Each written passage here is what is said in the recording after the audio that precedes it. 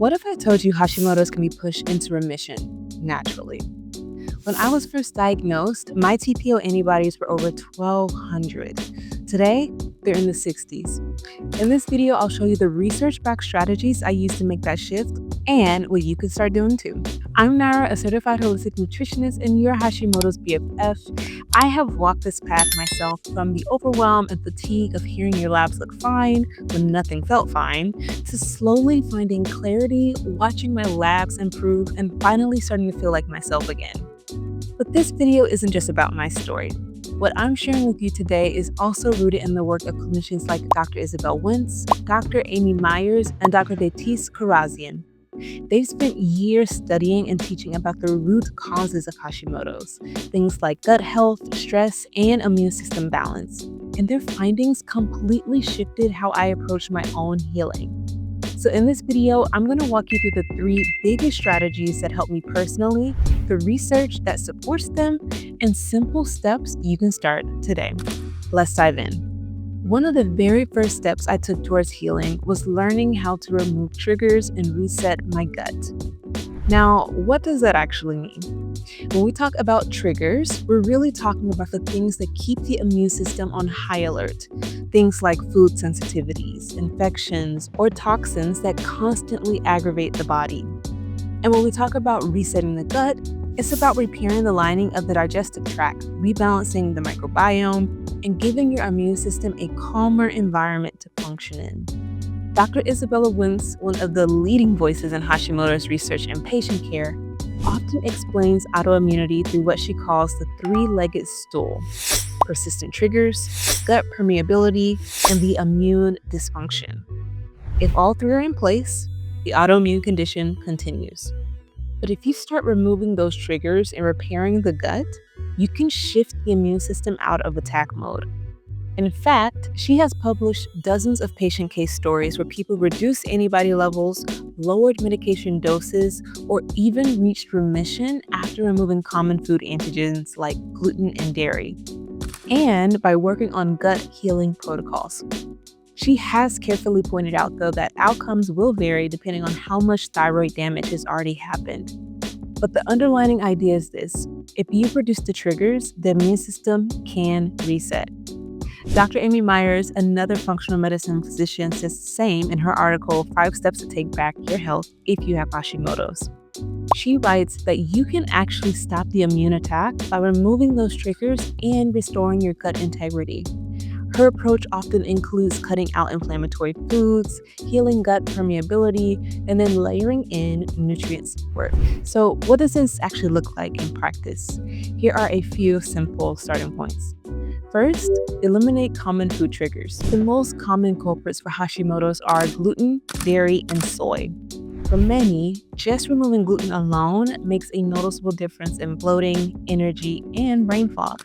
Second, you're going to want to test for or address gut imbalances like SIBO, dysbiosis, or parasites.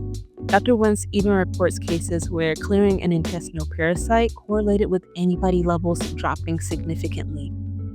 Third, you're going to want to add gut healing supports. So things like L-glutamine, licorice, zinc, or collagen can help repair the gut lining and lower inflammation.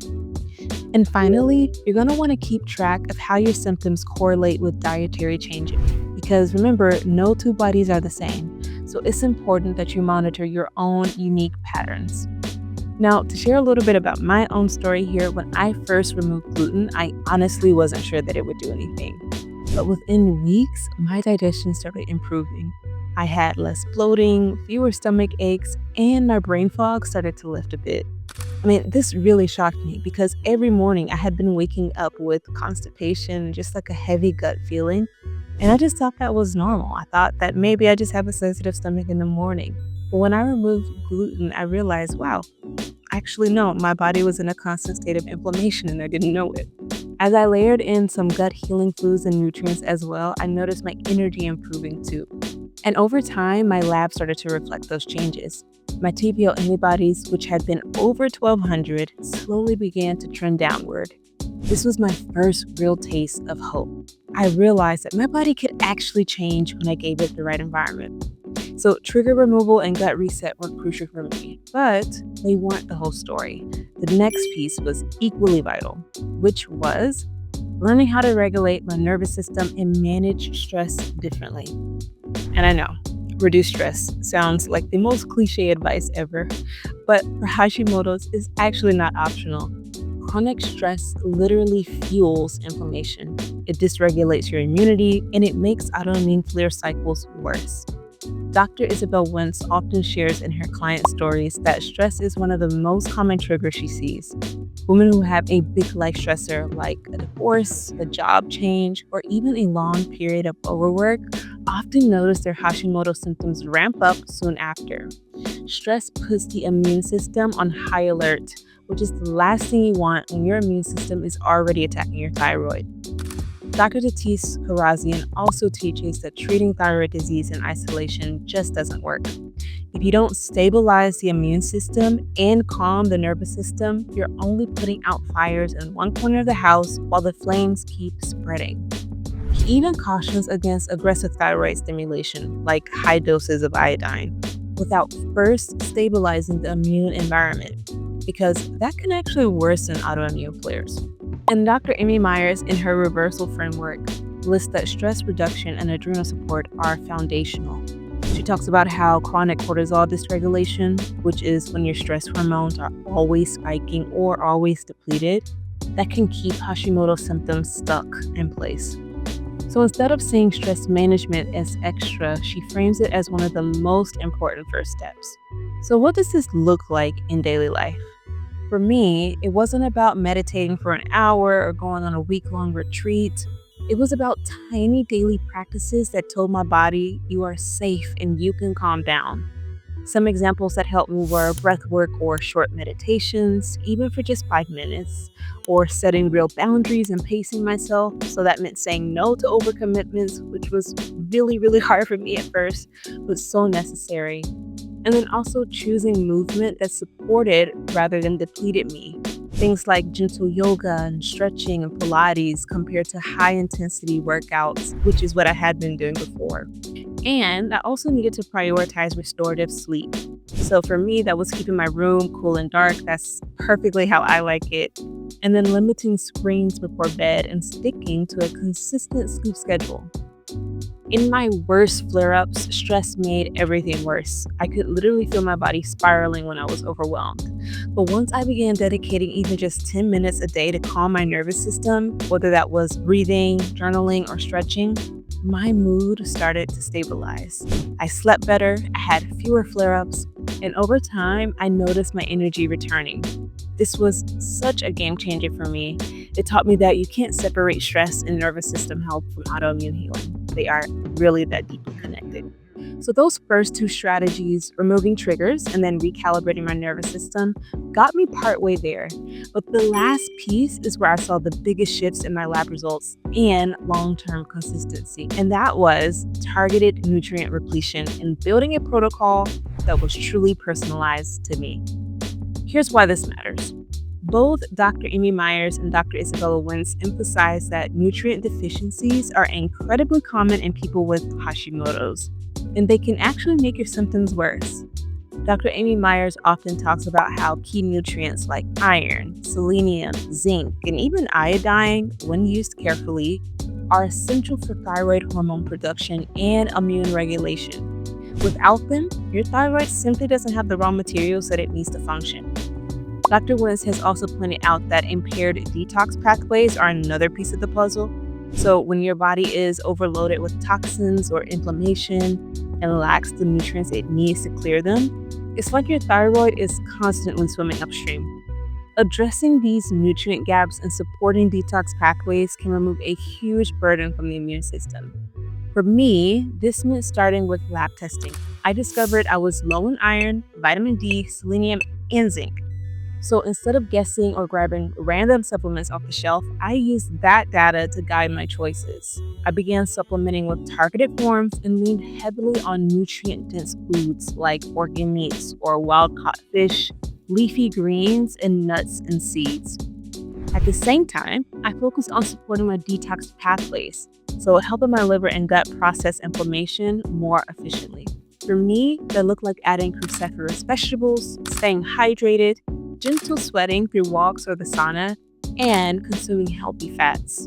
And this wasn't a quick one and done fix. It required ongoing monitoring and adjustment. I regularly retested my antibodies every 3 to 4 months, my thyroid hormones, and nutrient markers, and I tweaked my protocol as things started to shift. Over time, this consistent nourishment made a real difference for me. It wasn't a magic pill, it was about giving my body the tools it had been missing for years. Slowly, my labs began to change. My TPO antibodies dropped from 1200 to 800 and down 400, and eventually all the way to 60. Now, I do want to add a few caveats. The degree of your current thyroid damage matters. If the thyroid has already been severely damaged, remission might be harder to achieve, which is why it's important to start making these changes as soon as possible and hopefully early in your Hashimoto's journey if you can help it. All that to say, not everyone will see their numbers completely normalize, but substantial improvement is very much so possible. It will take time, consistency, and a careful approach, and pushing too hard with supplements or protocols can backfire, so slow and steady really will win the race here. Before I end, I want to emphasize something really important. What I've shared with you today is not snake oil or false hope. These aren't quick fixes.